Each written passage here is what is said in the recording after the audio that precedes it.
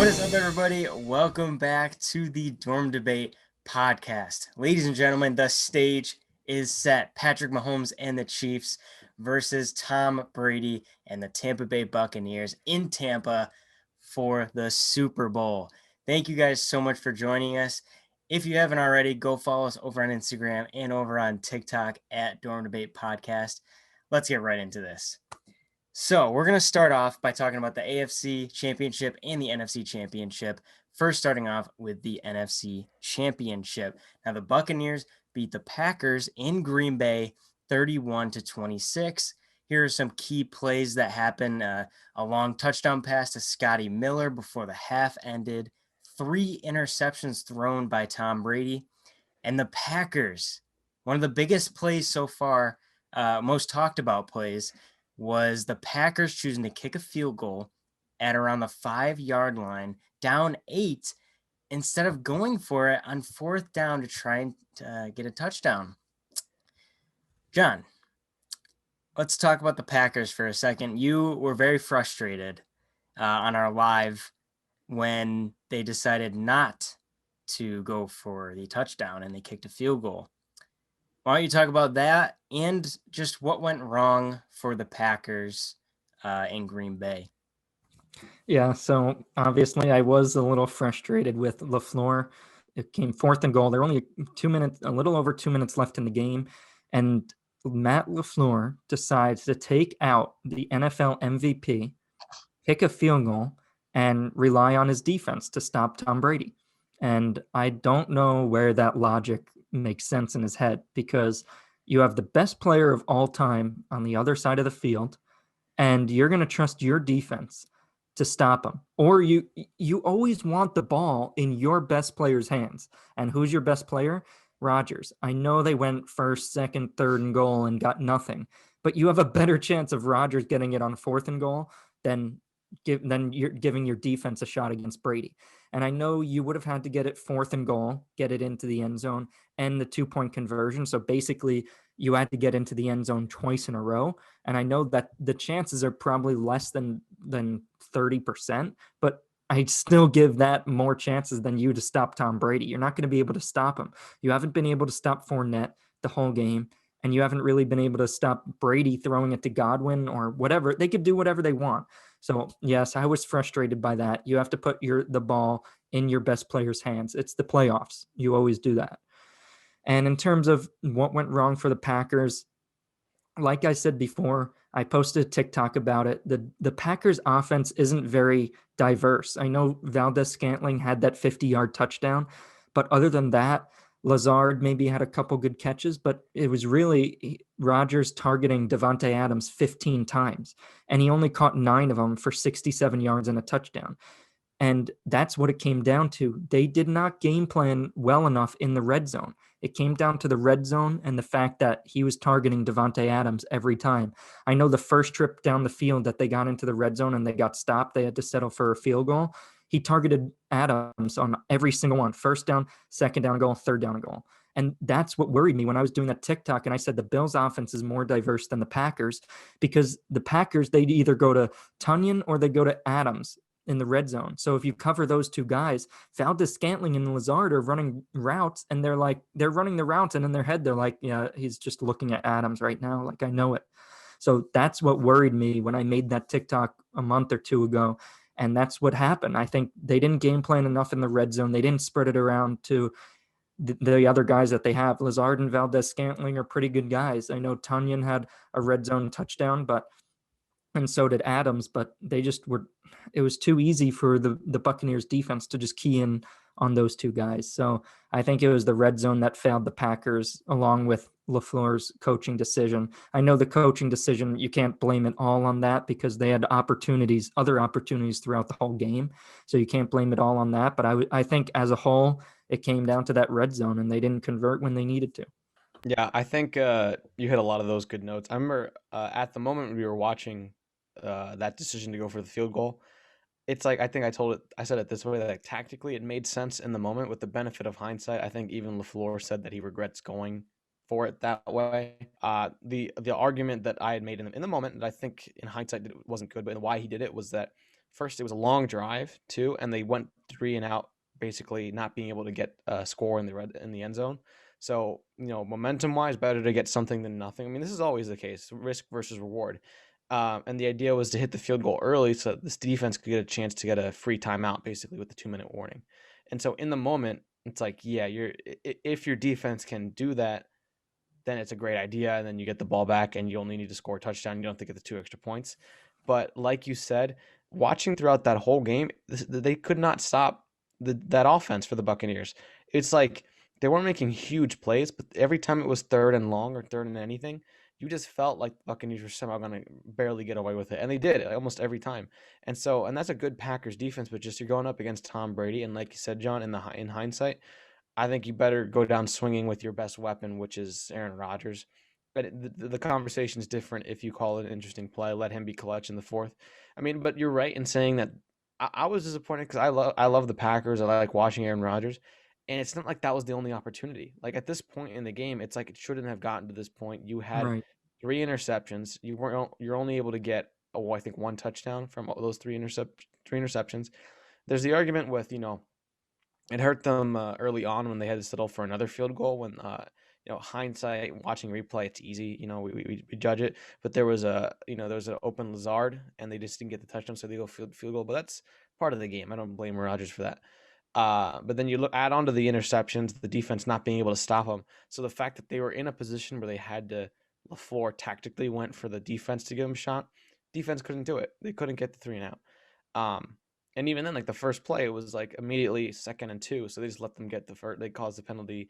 So like there were smart adjustments, but like you said, watching that defense against the Bucs, they weren't doing it that game. And even then, you got to give credit to the Buccaneers defense. I know I've said that I think the Buccaneers secondary it was probably like up until last week was the best one. I thought it was better than the Bills, and I think you saw that might be proven because the Packers did have one of the best red zone efficiencies in terms of scoring in the whole league. It might have been the best, and the Buccaneers prevented them from being able to capitalize on that over and over again, stopping them, forcing 3-and-outs with Aaron Rodgers. I mean, I think it's more of a testimony to how good that defense was against Adams, against Tunyon, against a run game there. So I was disappointed, but at the same time, I'm like, the Packers had every chance to potentially come out ahead, which is why, I mean, we can talk a little bit, or but how you're starting to see news of maybe Rodgers leaving Packers, just starting somewhere fresh. If Brady can do it, why can't Rodgers?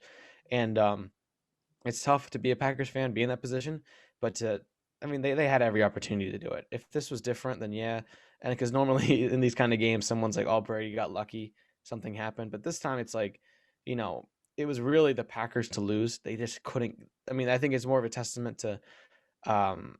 I think from the beginning of the season, I was like not sold on the Buccaneers, but now you can't underestimate them because it's like I said, maybe this is a young Legion of Boom-esque team that have a lot of young defensive players who might make their names in the Super Bowl coming up. So I think you saw that against the Packers. It's proven, and I'm sad for Aaron Rodgers. I think he's great, but I mean, after watching that game, is like you had so many opportunities that collectively as a team that.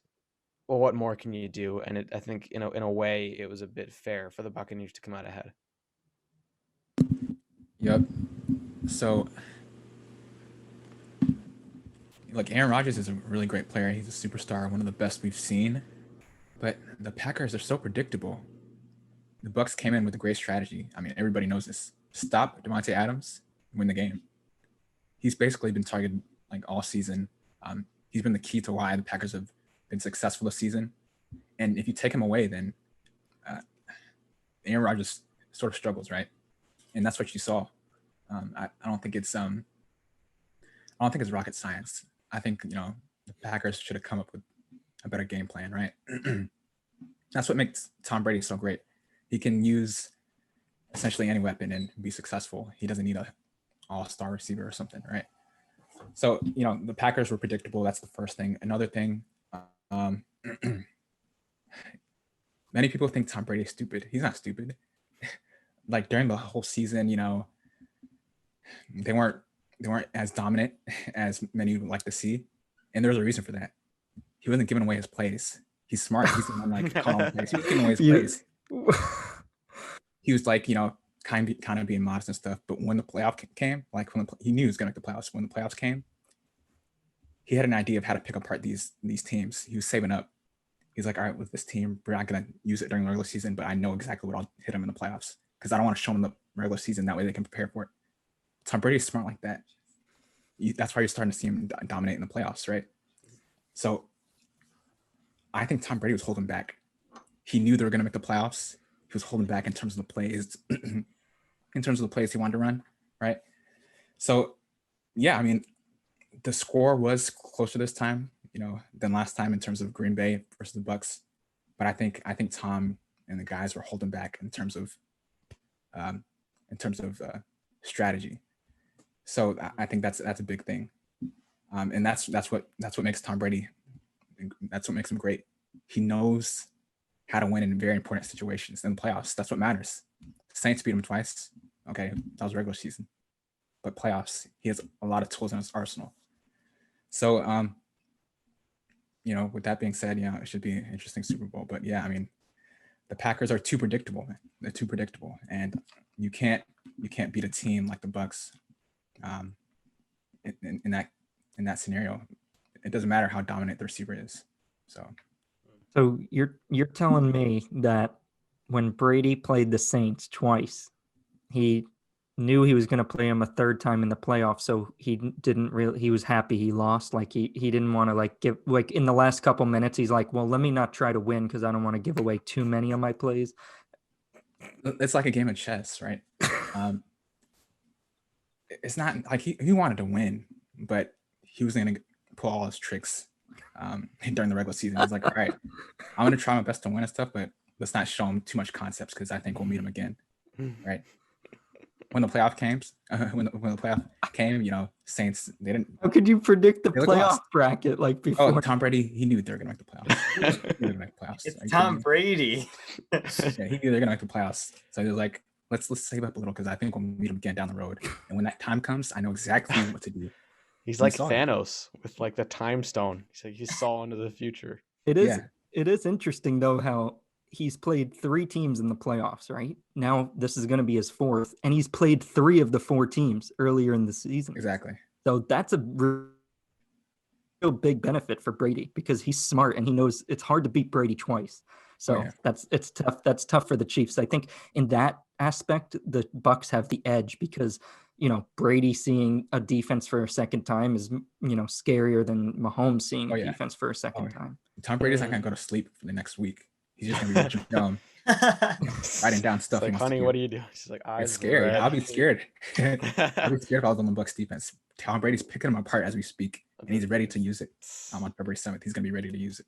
I feel like we should also mention. I agree with that. It's like Brady is I mean, not that he hasn't proven it, but this is just another accolade for Tom Brady to go to another team and make it this far. I mean, you got to give credit where credit's due. I do want to add because the Packers shouldn't have been in this position and need this to be the linchpin to win. But that I think it was a defensive pass interference on that last drive for the Packers. Terrible. I mean, I only saw one angle of it, but it looked. And again, I'm not saying the Packers, if they had gotten this call, they would have won, and they shouldn't have never been in that position. But I got to say, that call was a bit. He definitely sold that, if you ask me. At least from the camera angle that I saw, the man's hands went straight up.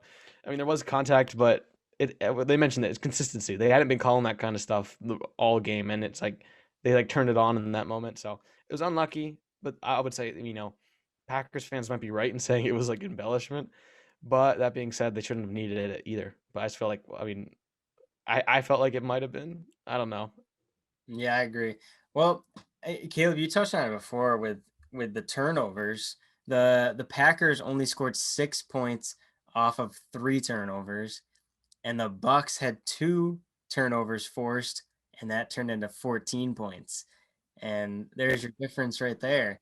So just Tom Brady really maximizing his opportunity. Yeah, I mean, if people say Aaron Rodgers is that great, why couldn't he capitalize on those turnovers? Great players can do that.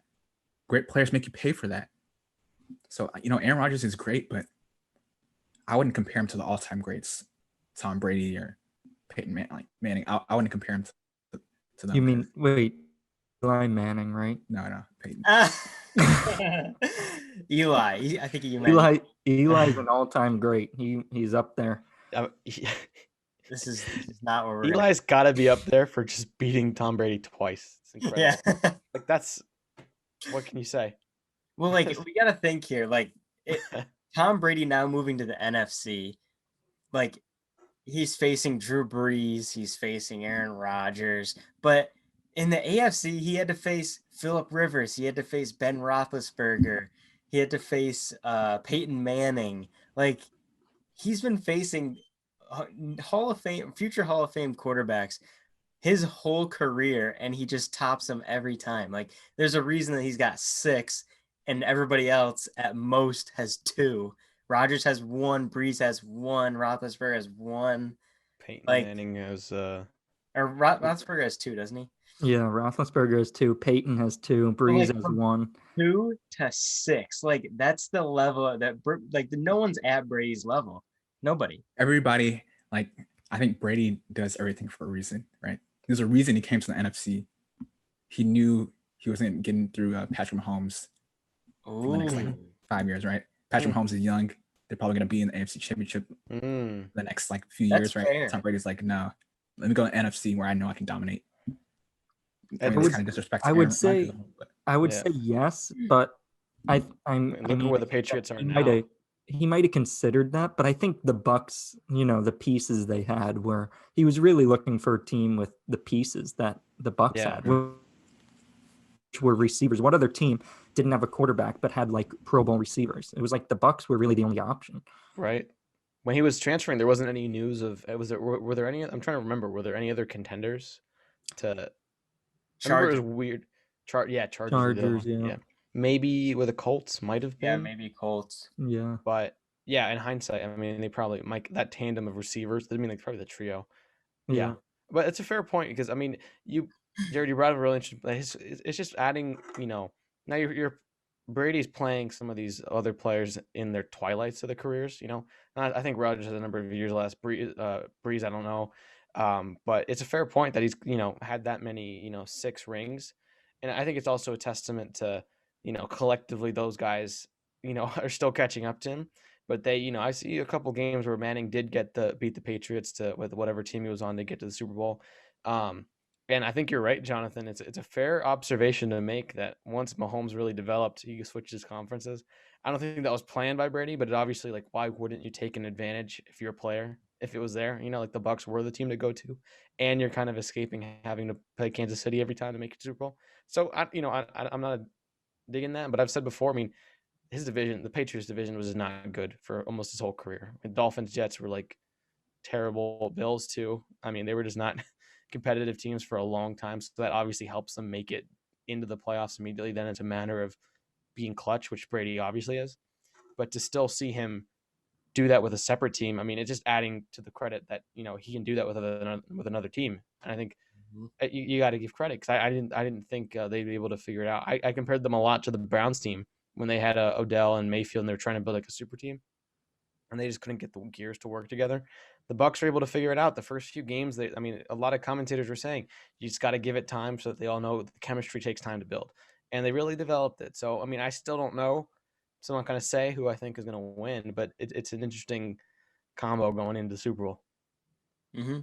Yeah, and one more thing, John and I were talking about this before the podcast, but I've heard from other sports shows that do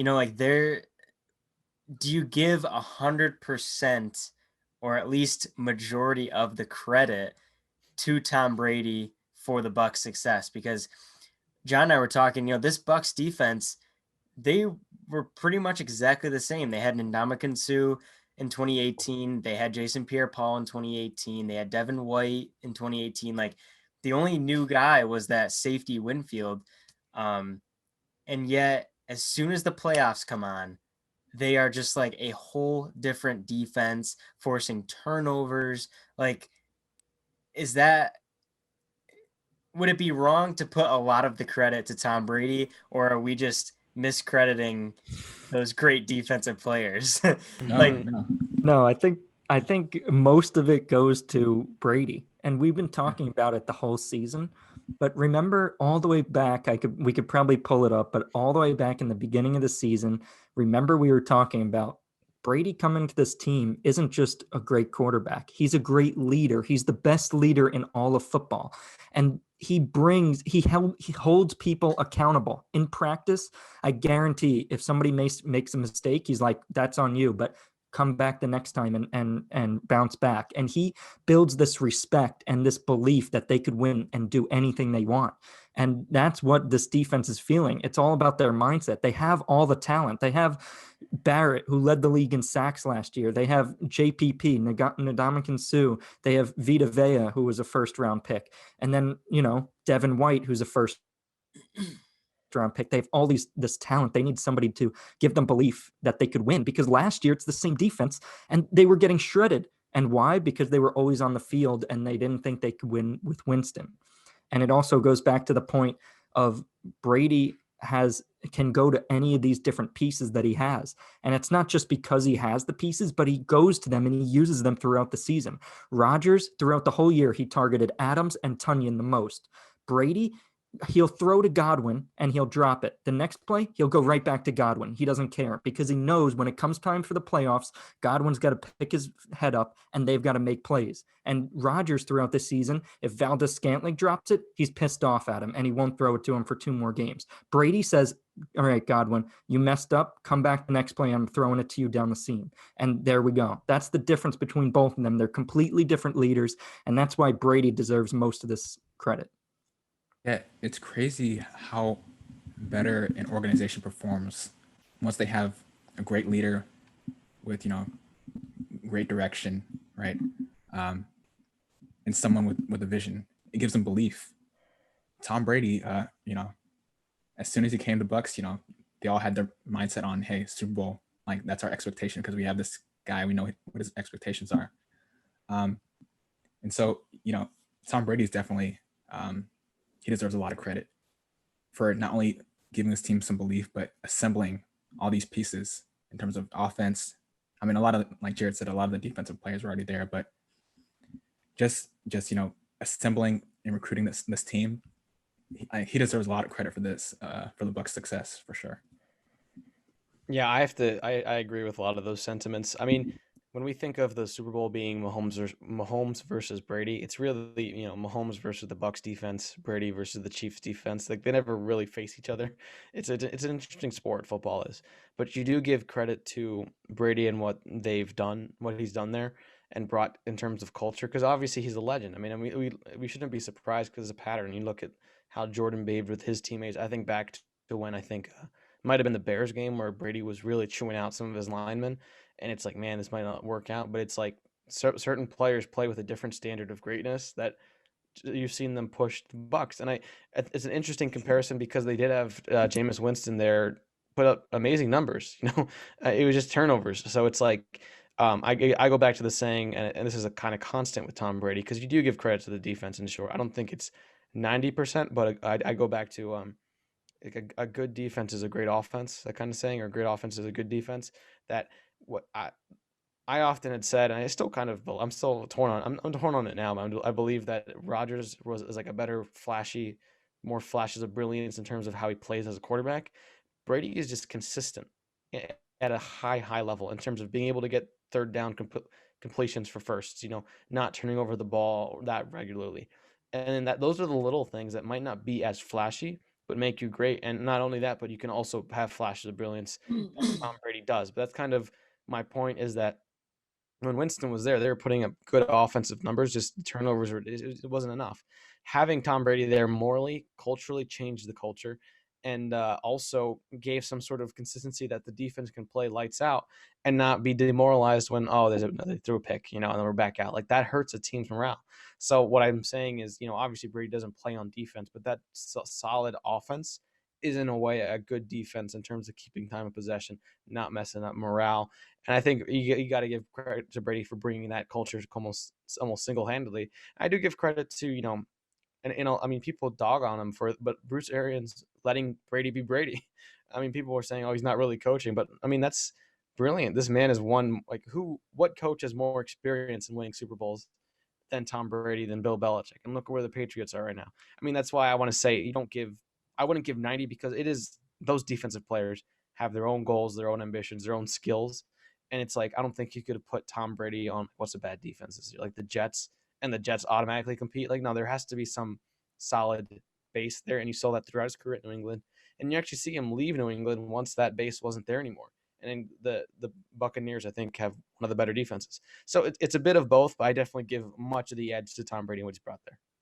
I just want to make a quick point before we move on to that point that you were saying. Bruce Arians held up the NFC Championship trophy, and he said, and somebody asked him, what has Brady meant to this organization? And he's like, it only takes one guy to get this.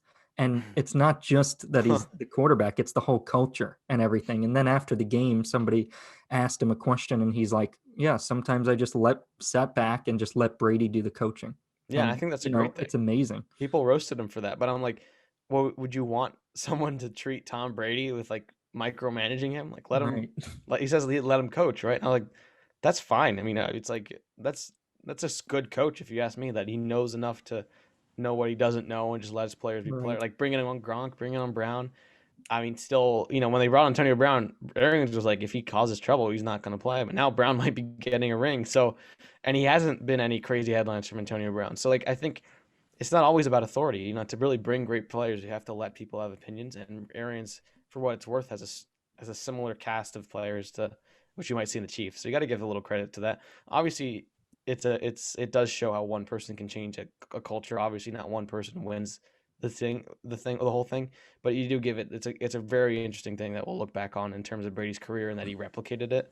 That you'll maybe compare to, will Belichick be able to do that at some point with another team with another quarterback? Who knows? Mm-hmm.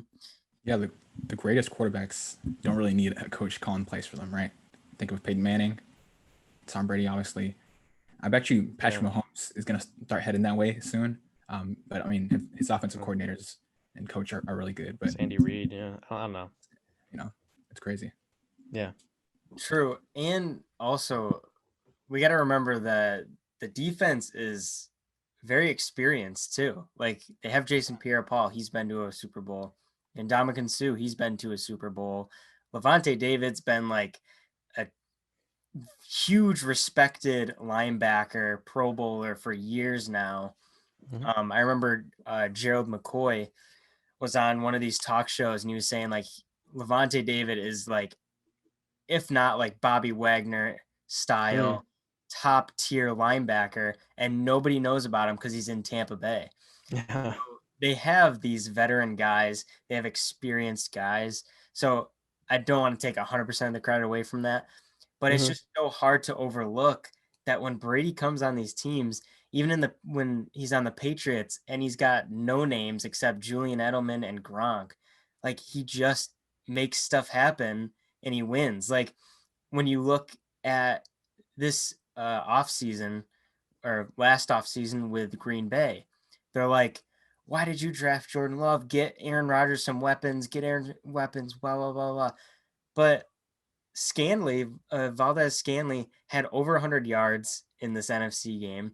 He's got Devontae Adams.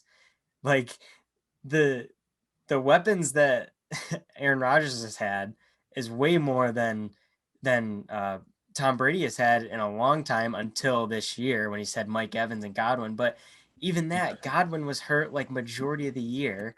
And Evans, I don't know how Evans is still walking. I feel like every game he's limping off the field. He comes on, makes a huge catch, has like at least a touchdown a game. And at the end, bring back my cane, please. Yeah, and then he like limps off, comes back on, gets a touchdown, limps off. I'm like, I had him in fantasy every game. I was holding my breath. So I would be shocked if like nothing came out that he was a little injured, kind of like Michael Thomas. Like they're gonna come out. He had like 2 torn ACLs the whole season, like something like that. Like he's just battling. Like Mike Evans is so underrated. It's crazy, but he's one of the top receivers in the league. I mean, at this point, it's proven. But I had him in fantasy like 2 years ago. And I'm like, man, it's just because he was on Tampa, and how one person can change the spotlight. This is true. It's unreal. Yeah. Let's go to the Chiefs now. In the AFC Championship, the Chiefs beat the Buffalo Bills. So sad. Oh, the Bills were so close, but a great season nonetheless. A historic season. Jonathan, you want to say anything since you've been on in 2 episodes about the Bills? The Bills were so close. They were. Don't use the word close. What? They were 14 points away. No, they were getting demolished, and the Chiefs are just doing some stupid plays, being careless. They're like, all right, this Just team's not toying good. with them. Just toying with them. Exactly. The right. Bills should have lost the first round. Like I was telling you guys, they should have lost to the Colts. They should have lost to the Colts. What? And the Colts made smarter decisions towards the end of the game. I think the Colts would have ended up upsetting the Bills. So that game they should have lost. I All agree. right. What about In terms of the the Ravens, in terms of the Ravens, You can't even They- tell me they no. deserve to lose that. if Lamar hadn't got injured, I think it What? would have been really close. It was What? pretty terrible. Dude, he threw a 100-yard pick six and it was 17-3. How do you He think was just he was getting gonna- warmed up. He was just getting Oh warmed up. my god. All right. All right. Hang on. Let's go through the AFC Championship before we freaking go ahead. So, I don't know if you saw, Jonathan, but the Bills took a 9-0 lead very Yeah, early, yeah. but then it slowly whittled he- away. he was Patrick sweating. Mahomes, Travis Kelce. Travis Kelce went off. The Bills just decided not to guard him. He had 13 receptions, 118 yards receiving, and 2 touchdowns. And Tyreek Hill, the freaking human jukebox. I don't even. Man. He's unreal. That one long reception that he had, he's like so twitchy. It's It's insane. amazing. I mean, he was in Olympics. Was he in the Olympics for running, or he could have been? It was like his 100-meter sprint was up He there. was like a track star. I think he wasn't. That's what I'm saying. I think he actually was in track. So like, the fact he's playing football is a gift to us all because it's some amazing athletics from him. He surprises me every time. 172 yards receiving. And so Travis Kelce and Tyreek Hill are the first teammates to have at least 100 yards receiving in 2 playoff games. That's pretty crazy. It's never happened before. Wow. Okay. Jonathan, I'll go to you first. And then it'll be Jonathan, John, and then Caleb, and then I. What happened with the Bills, Jonathan? They were up 9-0. Everything looked good. Everything was moving smoothly. What happened? Your mic's off. Sorry. Well, a couple of things. The first thing, so I think Hardman made a mistake, right? He fumbled early, and that gave him a little momentum. So that helps definitely. But I think the Bills came in with a really great plan. It came in with a really great game plan against the Chiefs defense. But then, that's when the coaching comes into play, right? The Bills coaches aren't that experienced this go around. Like when it comes to this late, they don't know how to adjust that well. The Chiefs, they saw what the Bills were doing. They adjusted both offensively and defensively, and they basically shut the Bills out for like a couple of quarters, right? And so I think this had a lot to do with coaching. Josh Allen, I mean, he's okay.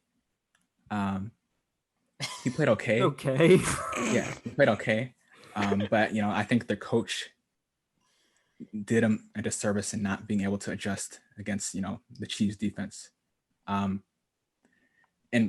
again, like that fumble by Hardman kind of shifted things early, so it looked like the Bills were doing all right. But I don't think they really had much of a chance against the Chiefs, to be honest with you. I think Patrick Mahomes and the Chiefs came in with a really great game plan. There was a glitch in the very beginning, but Glitch.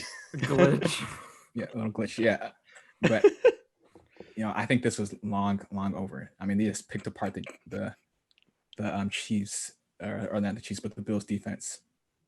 But yeah, in terms of Josh Allen, he's still a young quarterback. As he gets smarter, he should be able to kind of help the coach out in terms of strategy, in terms of Audibles. looking at what the defense is doing and being able to suggest plays and stuff. But he was kind of clueless. You saw that, and that's why he's not great yet. Patrick Mahomes would have talked to Andy Reid and said, "Hey, this is what the safety's doing. How about we do this? How about we do that?" Tom Brady, I mean, he's basically the coach, right? Peyton Manning could have done that. Tony Romo, honestly, he should be a coach. He probably could have seen what the Chiefs defense were doing. Again, the Chiefs, their defense haven't been playing too well this season. They're definitely able to be scored on. You're definitely able to score on them. So I just think the Bills coaches they struggled this game. It wasn't Josh Allen or the Bills defense per se, just more of coaching. Yeah, so I can't stress this enough, but I'm going to bring up I'm only going to say one reason why the Bills lost to the Chiefs. And the Bills played the Chiefs earlier in the season. And in that game, Edwards-Helaire had 26 carries. Tyreek Hill had 3 catches for 20 yards. Travis Kelce had 3 catches for 38 yards. He did have 2 touchdowns. But when your best 2 players, Kelce and Hill, combined for 6 catches for 48 yards, basically have their worst game of the season, the Bills defense never got to see how these 2 players play and how they get open. They never even had to defend them, really. They just ran the ball with Edwards-Helaire the whole time, and they caught the Bills on an off week after they lost to the Titans, and they were able to run the ball and play good defense against Josh Allen. So now the Bills coming into this game, in the AFC Championship game, they really had no idea what to do. It's different when you're watching this Chiefs team play versus when you actually got to play them. We saw it with the Buccaneers. They never got to play the Chiefs until earlier in the season in week 12, and they got destroyed because you could watch Tyreek Hill on tape, you could watch Travis Kelce on tape, but when you play them in person, there's no match for their speed and their tactical skills. They're amazing. They're the best they're the best tandem we've ever seen, basically. Now, you can't just watch them on tape and know how to defend them. You have to play against them and get torched by them. And then then the second time you might be able to stop them a little bit. So the Bills never got to even see them try. In the game they played earlier in the year, they didn't even have to try. They were winning the whole game, and they just gave it to Edwards-Helaire. So when it came time for this game, it was just too easy for the Chiefs to score points because Andy Reid was like, he went back to that game that they played against them earlier in the year, and he's like, wow, I didn't even run any of my good plays with Hill and Kelce. So now I'm going to have a freaking field day because they've never seen this in person. So we're going to torch them. And that's exactly what happened. Nobody can beat this Chiefs team without seeing them for their own eyes before. They have one loss this season, and it's to the Raiders. And who are the Raiders? They're in their division. They've seen them multiple times before. You cannot beat this Chiefs team unless you've actually played them before. Yeah, I mean, I mentioned this to you guys a few times, but a lot of these playoffs games so far, it's like you can kind of feel very early on who is gonna win. And I think you saw the momentum. Definitely, Jonathan, like that Hardman had that fumble, but then kind of Hardman turned on. But started off 9-0 for the Bills, right? Those were, correct me if I'm wrong, those are 3 field goals, right? No, that was one One touchdown. a touchdown, and he missed the extra point. Right. Yeah, but still, to be able to start off like that, missing the extra point hurts. It's just like at a certain point, you got to give credit to the Chiefs. As good as they are, they come back from a lot of weird, like they get into these positions where they're behind, and that's like kind of why I'm you look at everything we talked about with the Bucs going well. It's like the Chiefs have a superstar team as well, and yet they have so much experience coming from behind and winning. Like that's experience. Yeah. Like even with Chad Henne coming in the game, being able to deliver. I think you saw in this game a couple things happen. One was that I still think that the Buccaneers have a better defense overall. I think the Saints were the last. I think it went probably Saints, Buccaneers, Bills, if you ask me. But with the Saints gone, it's really those two. But you also saw, I mean, it was interesting to see that Mahomes in their first outing ran more, I believe, and that's what the stats were against the Bills. This time, because of his injury with the toe, he stayed in the pocket a lot. But I think there was an article saying his cannon was firing on all cylinders. It's like the passing was there. He was getting those things. Like his mobility wasn't there, but he still was able to deliver and capitulate the Bills defense. I think you saw early on, it felt like the Chiefs were going to pull out ahead and win it, which is cool because it's the first time in a while that team has gone back to try to repeat it. I think before it was maybe most recent would have been the Patriots. You think of the Seahawks, you think of the Patriots in the early 2000s. This could be, not I don't want to say a dynasty, but this could be a greatness in the making. When it comes to the Bills and why they lost, I mean, it's interesting that they, even without Le'Veon Bell, they still were able to use Edwards-Helaire. I think having Bell on the team created a huge, like, I think I know this because I had him in fantasy. Edwards-Helaire is really good, but it's like when you think back to when they had Kareem Hunt, like they just ran the wheels off of him. And I think by having Bell in there, they keep him a little more fresh. And so when it was just Edwards-Helaire, he was still very consistent. So that's why I'm curious to see in the Super Bowl if Bell will be back. I mean, that's going to be tough because you're right. I mean, Andy Reid, I don't think the Chiefs care if they run it 40 times and never throw it once. If they beat the Buccaneers to win the Super Bowl, they'll do that, And I think that's what makes them great is that they're able to adjust. Like you said, they lean on the run. You think they're going to lean on the run this time, but they adjusted. It's going to be an interesting rematch, but I mean, it's sorry to see because I know a lot of Bills fans. It's been tough. I can relate as an Eagles fan for a long time. We didn't have a Super Bowl, and I know a lot of Bills fans live with that. I don't want to say regret, but the pain of going to 4 in a row and not getting one. I think it could be in their future. I think Allen could be a great player to develop some more. I just think Mahomes was a little further in his learning curve right now, and it'll be an interesting matchup in the years to come between. I think probably Allen, Lamar, and then Mahomes. I think this is going to be fun to watch. The same way we watched, this isn't the same conference, but great names like Roethlisberger, Breeze, Rivers. Like these players are just going to hopefully be there, and hopefully see a lot of great football in the time to come. Yeah, and just to add on, just one more thing, Josh Allen, he did okay this season. What? It's just one season. What? Can you say something nice about the Bills, Dude? No, I'm saying let's just wait another season to see if he's actually the real deal. Yeah, but then when Dak had that great season, you wanted to crown him better than Brady. And then we learned without Zeke. So I'm saying let's do the same thing with Josh Allen. Let's see if it was a lucky season. Let's see if he actually knows what he's doing. Now teams have full year film on him. Let's see if he actually knows what he's doing, or if he was kind of faking it, if you will. That's a good point. You always gotta watch for the season after the good season because there's always that breakout season when people don't really have tape, but when they get the off season to watch you and the division gets to watch you, it's going to be tough for Allen next year, especially with the Patriots defense coming back. Yeah, fair point. Allen didn't play terrible this game. What I noticed when I was watching the film was a lot of his quarterback pressures, a lot of his sacks were from 4 defenders rushing. It was just 4 people, 4 pass rushers, and they were getting pressure. 5 offensive linemen and 4 pass rushers, and he's getting sacked. He's running off. He's getting quarterback pressure. He's running off and throwing the ball away. Like, how does that happen? They were supposed to have one of the best offensive lines, and they didn't even blitz anybody. They just had their normal 4 guys blitz, and they got pressure every single time. Yep.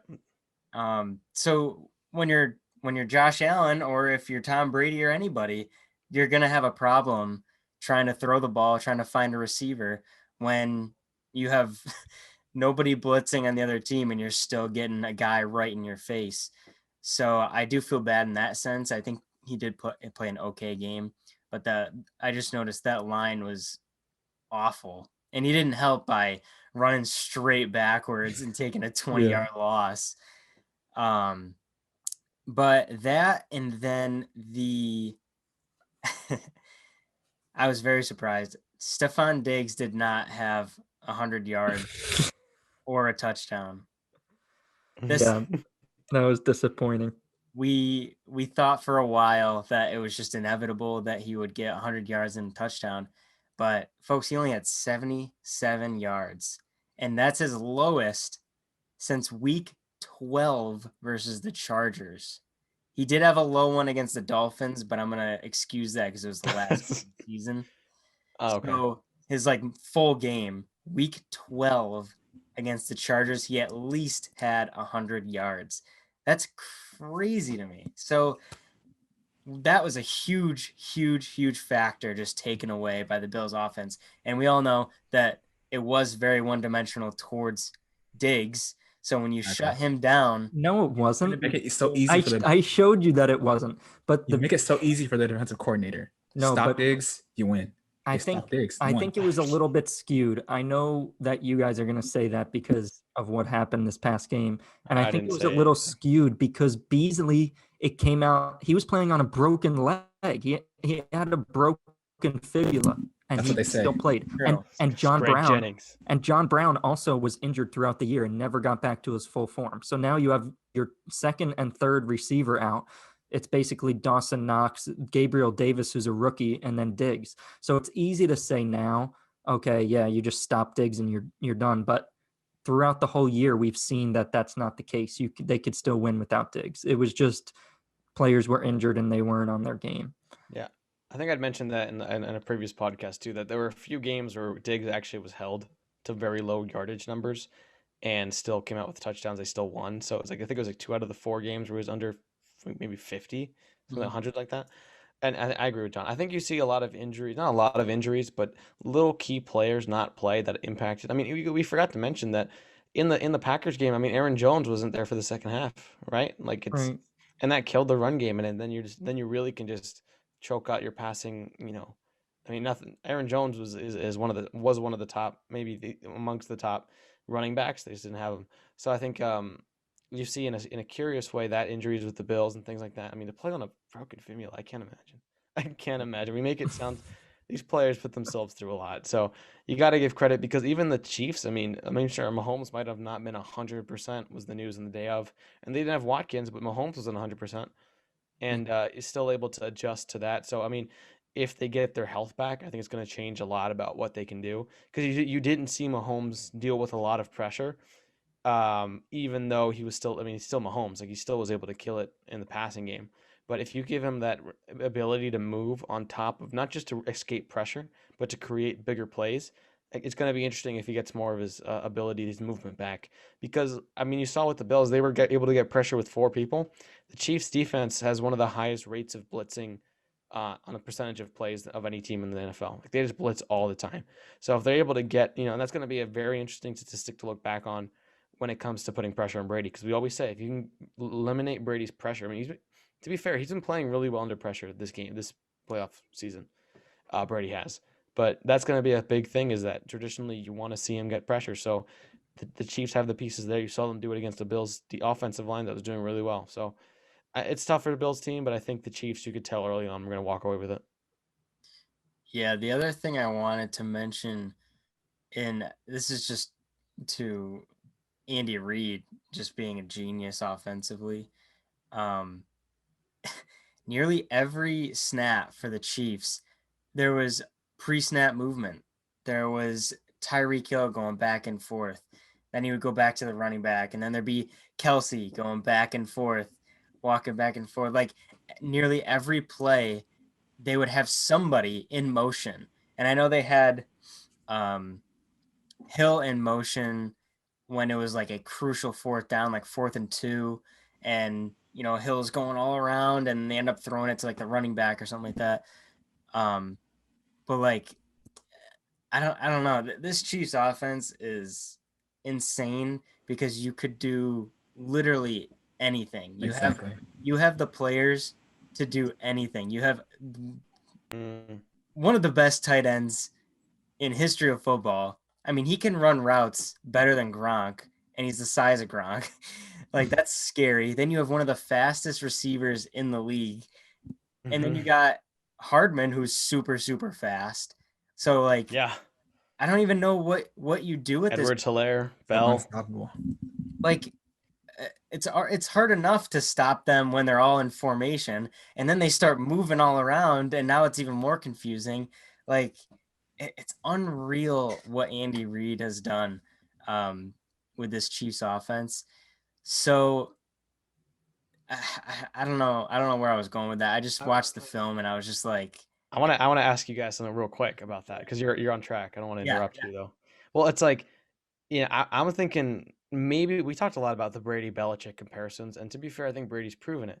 But let's just say, that you go into the Super Bowl and say hypothetically the Chiefs just blow out the Bucs. I mean, would you guys think? I mean, I'm sure. I don't know if you guys disagree, but I feel like it's proven that Andy Reid is probably a better schemer, a better coach, maybe collectively in terms of play calling against a lot of things than Bruce Arians. Do you think that's going to hurt? Do you guys think that's going to hurt the Buccaneers in terms of Andy Reid is an offensive genius, and even against that young Tampa Bay defense, is that going to, will you see maybe Brady miss Belichick a little bit?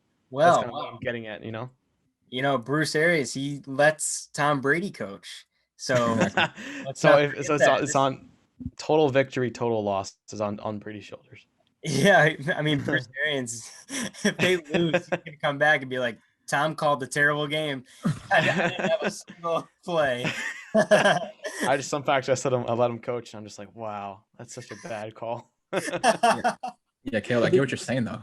But you see maybe we will end up missing Belichick's like kind of Exactly. because Belichick is these things. We always think it's like it's just one player, but part of what made the dynasty was the relationship between Brady and Belichick. And what you might see with the Chiefs is Mahomes is great, but so is Reid. Like these things are always together. There's always a combo, even amongst every other sport. Jordan had other team members who helped him. Even like Lionel Messi. Had every sport. There's always supporting cast members. If you want to call them that, and they're main characters on their own story. But I'm wondering and I don't know, maybe it could be a close game, could be the Bucs win, and it doesn't even matter. But I wonder if you'll end up missing Belichick. Yeah, I think that's a good point because, the Chiefs could score, 40 something points, just like the Eagles did against the Patriots. And Brady, there's only so many points you could score. Brady set a Super Bowl record over 500 yards in that Super Bowl. So, right. I mean, Brady can't call defensive plays. So they're going to have to figure out how to stop this Chiefs offense. Yeah, I think on paper, I was reading an article that, like, in terms of NFL ranking, on paper, it looks like the Tampa Bay offense has the edge, was the wording this article used against the Kansas City Chiefs defense. But the more I read into it, like the numbers can lie all the time, I mean, it's a statistical thing where but it's like what I'm trying to get at is in the same way we might have underrated the Buccaneers defense. The Chiefs defense, I mean, I think they've won 25 out of the last 27 games. You don't get there with a subpar defense, So you got to give credit to that Chiefs defense that they have some studs the same way, the Bucs have Jason Pierre-Paul and Ndamukong Suh. They have pieces there that help them win the last Super Bowl too. Like, I mean, that was the conversation last Super Bowl was like the Chiefs have this really powerful offense and yet the defense is, I mean, it's never going to be as good as the offense, but we're forgetting that I think it's going to be an interesting game, but that's another factor I'm looking into is that I think Tampa Bay offense does have the edge, but you're going to see, little pieces little linchpins in that, maybe in the stats that are being like, man, this is going to be enough to be able to help the Chiefs beat them. And they already have, but to do it again, it's going to be another feat, but it's interesting to see that. Mm-hmm. Yeah. Let's go on to the Super Bowl and just give our key factors. So, I mean, we all know that the Super Bowl is between Tampa Bay Buccaneers and the Kansas City Chiefs. It's going to be in Tampa, and Tampa is the home team. Never happened before, right? Never happened before, so they're going to be in their own Of course it's with Brady. rooms. Of course it's with Brady. Yeah, of course. He plans it. Just like Jonathan said, he knew what the playoffs were. He knew he was going to face. He knew he was going to be in Tampa. That's why he went to the. You know how many NFL executives were probably so happy to see Mahomes with Brady. They were just like licking their chops, couldn't wait for it. Look, this is what we wanted since day one. This is what we pictured: Chiefs and Buccaneers. This is what we had originally preseason. No, Packers, Aaron Rodgers, no Saints. Like it was just, wow, Buccaneers are gonna go to the Super Bowl. You got Tom Brady, Mike Evans. They just got Gronk back. Oh my God, now they're definitely going. So, and we never seen them. Well, sorry to interrupt you. Sorry, you were saying? No, you're good. Keep going. Oh well, I was gonna say that we have seen them play in the the AFC Championship. Yep, and Brady came out on top. But you're right. Brady did come out on top, but that was because it went to overtime and Mahomes never got to see the field. And I have roasted the overtime rules to you guys many a time, but I wonder if you had given Mahomes the chance to come to at least see the field, it makes you wonder. So, and he's not on the Patriots anymore. Brady is. Never know. I just wanted to bring that up. Is that you're saying? Sorry. Yeah, we'll never know, man. Yeah. But yeah, well, that's a good segue that Patrick Mahomes, Tom Brady have met in the playoffs in the AFC Championship, and Tom Brady came out on top in overtime. They also faced this year, and the Chiefs came out on top by 3. Is that right, John? Yep. Yeah, it was close.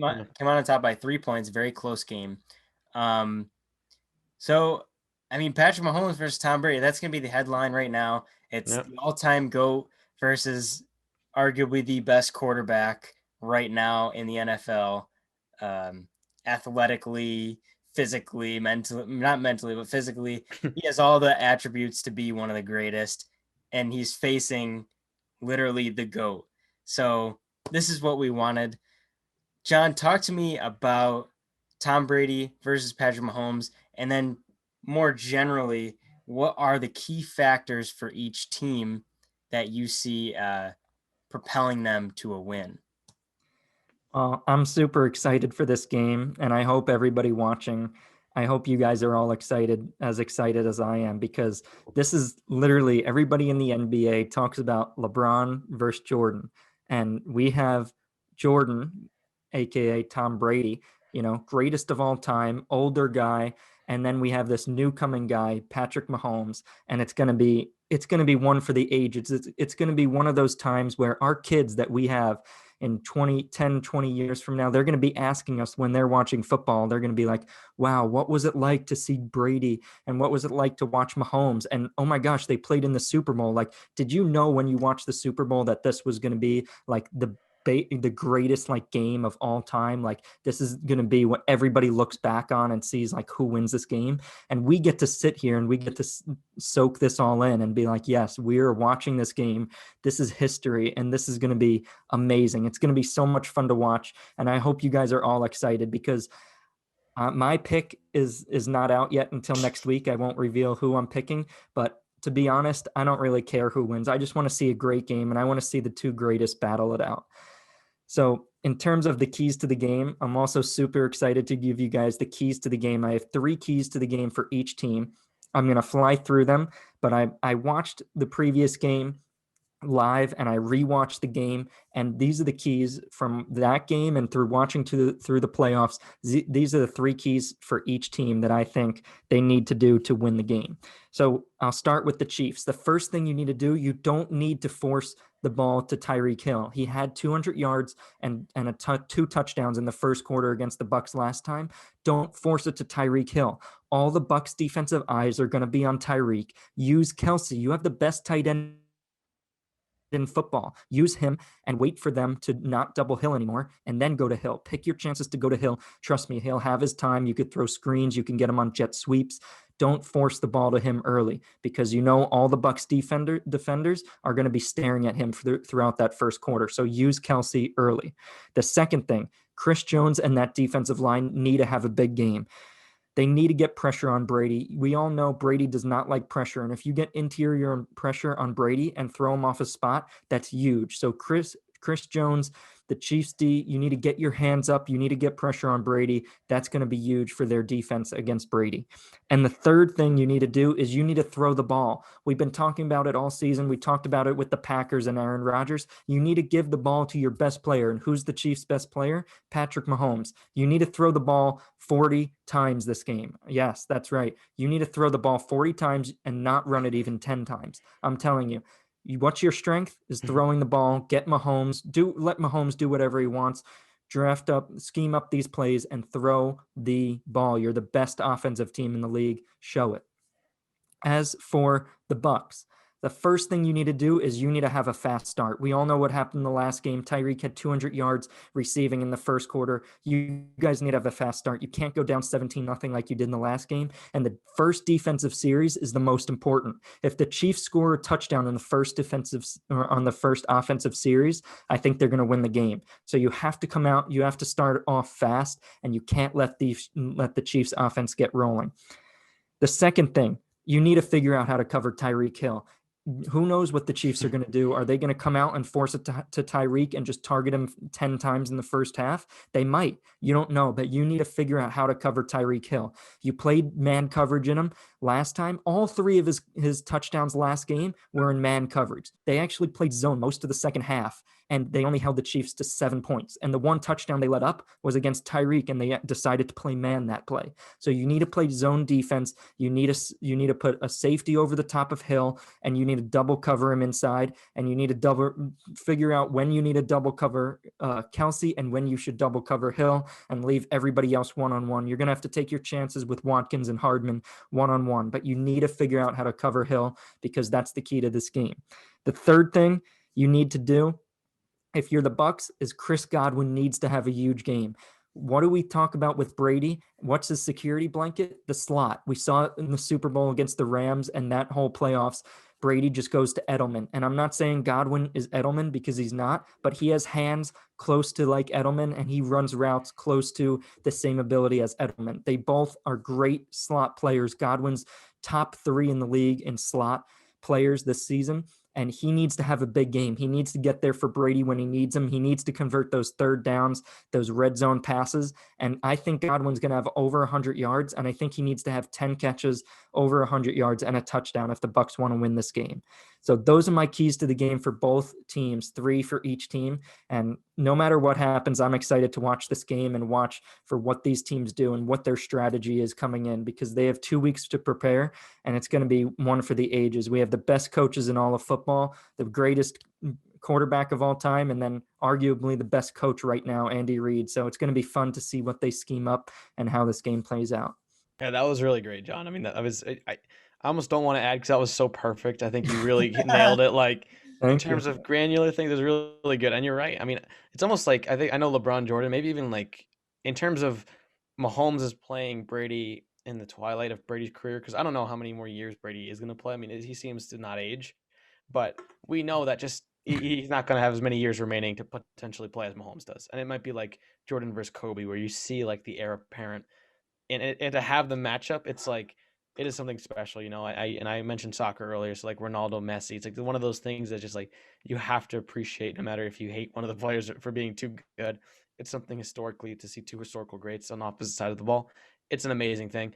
I mean, you imagine. I mean, because what I think before it was the closest to repeat, other than Brady himself, would have been Russell Wilson, right? Mm-hmm. And the Patriots and Brady stopped them to potentially repeat in an amazing game, to be fair.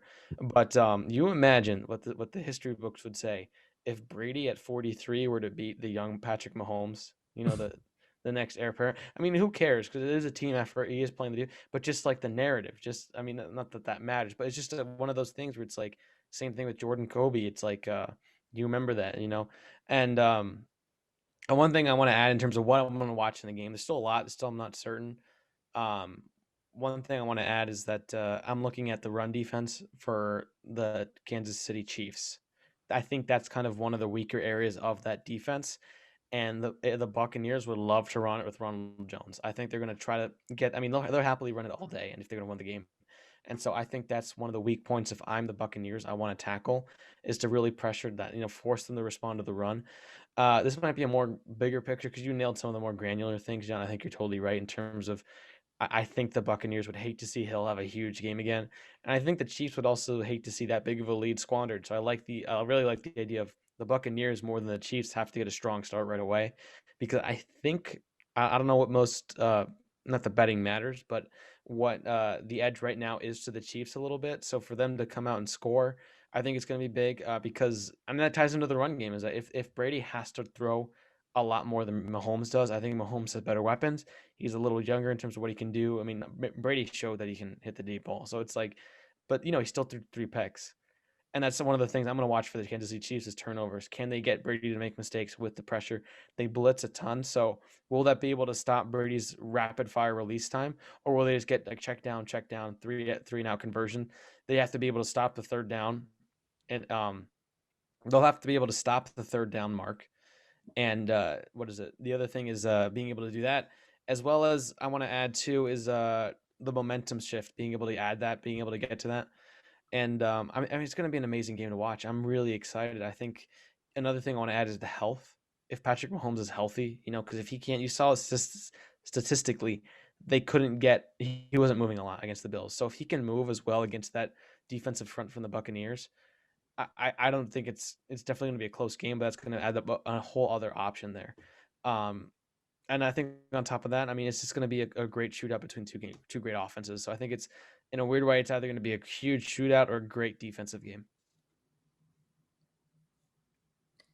Anything to add, Jonathan? I mean, not really. These guys really hit it in detail. I think John really Well, had me fishing for stuff. we can talk a little bit because so Jonathan and I both had Kansas City and Bucs in the final, but we differ in the champion. I have the Bucs winning, and Jonathan has the Chiefs winning. So I guess I can give my reasoning as to why the Bucs would win since we already did our bracket. But the main one is Tom Brady. Obviously, is the GOAT. He's the greatest. So I don't know how you go against him. You know, for years growing up, I've just been drilled into my head that Tom Brady and the Patriots are going to win another championship. And maybe that's just me being like, Tom Brady's going to win. And like, that's like, that is life. Like, that's my norm is Tom Brady win. So to say like someone else is going to beat Brady and it's not Eli Manning, it's not an NFC East team. or Nick Foles, like it doesn't compute to me. So that may be one reason. But the second, Caleb touched on it, the Chiefs rush defense, not the greatest. And Fournette last game, he had a touchdown. He had around 70 yards. He had a pretty decent game for what it's worth, you know, for the rush attempts that he got. Fournette, Ronald Jones, that could be a huge factor if they're able to go off. That relieves some stress from Tom Brady and allows for the play action to start working a lot better. It'll be really hard if you have Ronald Jones, Fournette running maybe possibly over 60 yards each and still have to cover Mike Evans. You still have to cover Godwin. Can't forget about Scotty Miller. Scotty Miller is another X factor. This guy, he's so small, he just sneaks around the safeties, and we saw that touchdown before half. You know, he is super fast. And if you don't put, you know, someone over the top, he's going to burn whoever is covering him. So that's another X factor that I have. And as far as the Chiefs, this isn't me. This isn't like, I don't think it can be proven, but since there hasn't been a back-to-back champion since the Patriots, there has been that Super Bowl hangover that people have. We saw it, you know, with some of the Eagles. We saw it with like even the Giants when they win and then they have terrible years after. You know, it's just like it happens. Like it happens to some of the even the Seahawks. They made it to the championship and then they lost to the Patriots for the year after. So there may not be that killer instinct, that drive to win. So at least Brady has a motive to want to win. He wants to win without Belichick. He wants to win in a new place. He wants to win his seventh because this may be his last time. There's a lot of things that are driving him to win this game. Patrick Mahomes has his whole career ahead of him, and who knows if he's going to do everything in his power to try and get a win. So that's not really tangible, but that's just something that I would believe if you're going up against the greatest Tom Brady and he has a reason, he has a motive to win, it's nearly unstoppable. So those are a couple of factors, as well as one more I'll give you is the defense turnovers. They have created so many turnovers in this playoffs bracket. That oh my god, that huge hit on Aaron Jones. Was it Aaron Jones or Jamal Williams? Aaron Jones, yeah.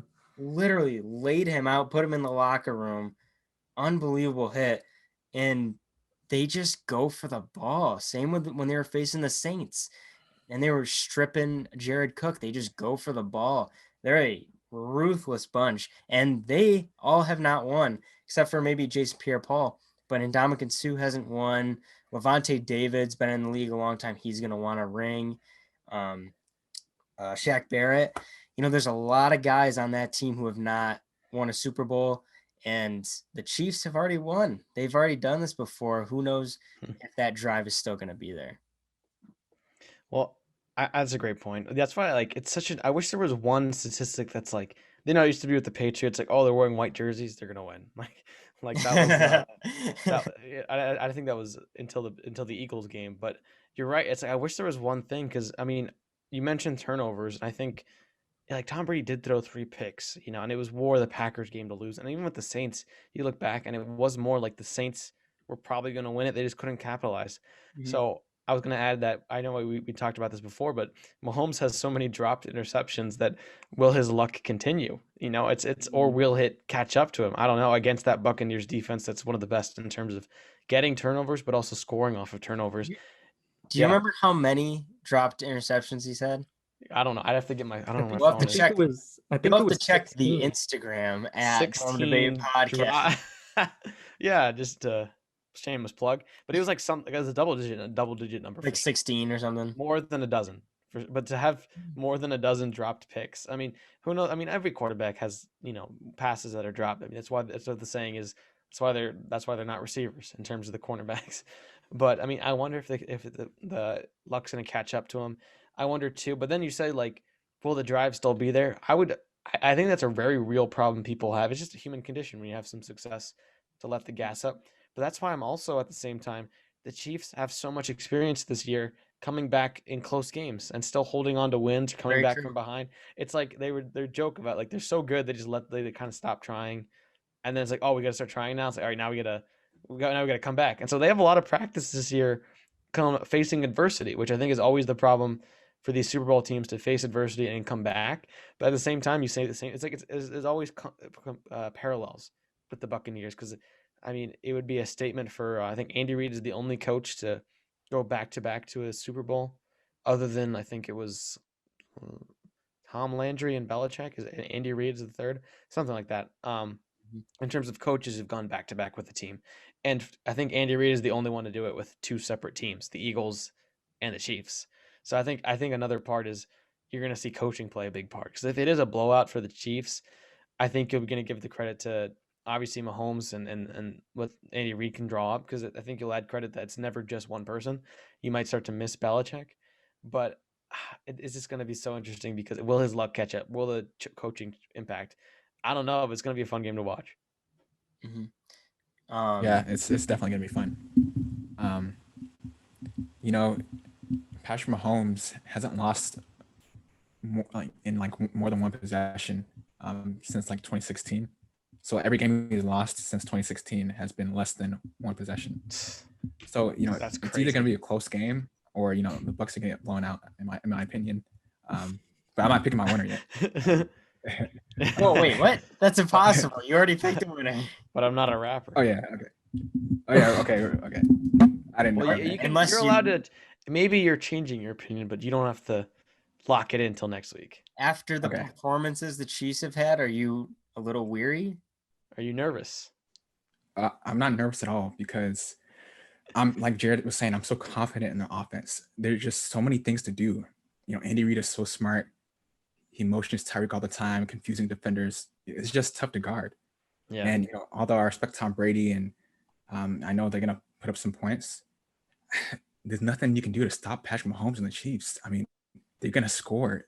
Their defense is decent in the playoffs, right? So we'll see if they're able to stop Tom Brady a little, but the Patrick Mahomes in the offense is just unstoppable. I mean, there's nothing you can do. So it's going to be interesting to see how the Bucs defense. I don't think the Bucs defense is going to do good against Patrick Mahomes, just like they did in the regular season. I don't think they're going to do good against Patrick Mahomes, because I mean, they really depend on those edge rushers, right? But with Patrick Mahomes and the Chiefs, you can't blitz much, because you have to guard, right? You have to put more people in the backfield because of Tyreek and all that. So it's going to stop the Chiefs in general, and Bucs in terms of matchup. I don't think they match up good against the Chiefs from an offense and defense perspective. But I think the game's going to come down to if Tom Brady can put some points on and keep up with the Chiefs. It's going to be an interesting game, but I think it's going to be tough for the Bucs. I think you said it. It's like I think it's almost.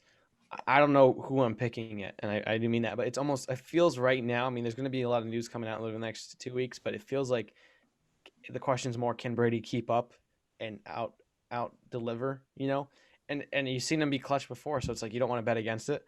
But the Chiefs just have so many weapons, and being able to do that, it's going to be fun to watch. All right. Well, anybody else have anything to say before we end this podcast? I can't. Yeah. No, I sorry, was just go ahead, gonna John. say I can't wait till next week to talk about who we think is gonna win. Yeah. So far, I mean, I have the Bucs. Jonathan, are you sticking with the Chiefs, or are you gonna? Yeah. I'm the Chiefs.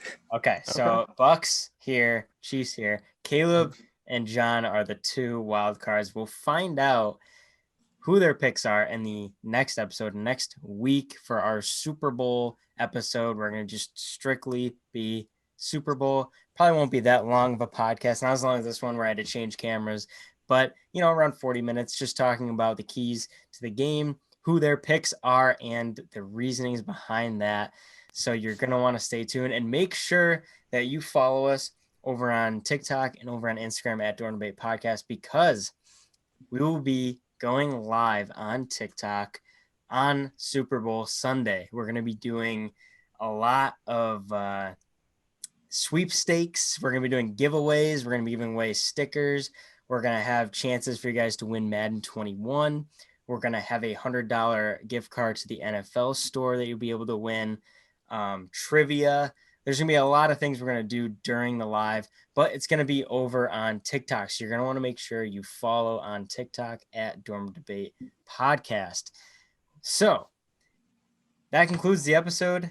Make sure that you tune in next week for our Super Bowl episode, and we hope you guys enjoyed the Dorm Debate episode 37. 37. We got one more left. Wow. Before the season ends, and we just want to say thank you guys so much for all your continued support each and every episode. And thank you guys for the comments. And yeah, I mean, that's all I got to say. You guys have anything to say to the fans before we head out? Yeah, Bills fans, you thought I'd forget, didn't you? You guys are out of the playoffs. I told you you weren't the real deal. This is the farthest you've been in 20 or so years. Congrats. But you're not coming back next year. Believe it. Believe it. You guys aren't coming back next year. But man, I hate to say I told you so. All those comments on TikTok. You feel like an idiot all the time. Well, you guys lost. Have a good day. That was be not honest- the direction I thought we were going. To be honest, I think I don't want to make you feel bad, but I think the Bills fans kind of want to be one of the best 4 teams in the league. And you said, they were going to last. That's pretty good to be one of the best 4. Yeah, but they should have won it this year because they're not coming back next year, right? So it's a tough situation. They're going to look back at this next year when they don't make the playoffs, and they're going to be like, oh man, we lost our opportunity. We should have went to the Super Bowl. They're when we not had they're the not going to Jonathan's make the been waiting to playoffs. say this. You're since saying week they're not going to one. make the playoffs? Look, Bill Belichick is not going to lose the division 2 years in a row. So that's the one thing. So wild card is He third better- right now. He better get all right. Deshaun Watson or Matt Stafford. Ooh. Well, that's why, next week it's going to be interesting because there's a lot of news is going to come out. Health issues with Mahomes or both sides of the ball. And I want to say, kind of shifting the topic here, thank you to the fans who stuck with it. Tune in next week. Even the Bills fans. Yeah. Even the Bills fans. I know, you're safe with me. I'm not a Bills fan, but I'll protect you from Jonathan. But they really seriously, having people who tune into the podcast make this so much worth it. It's really fun to have a community that even Josh is with us a little bit when we're wrong, when we're right. It's fun. It makes it all fun. So thank you. Yeah, we love it. Thank you guys again for tuning in, and we will see you guys next week.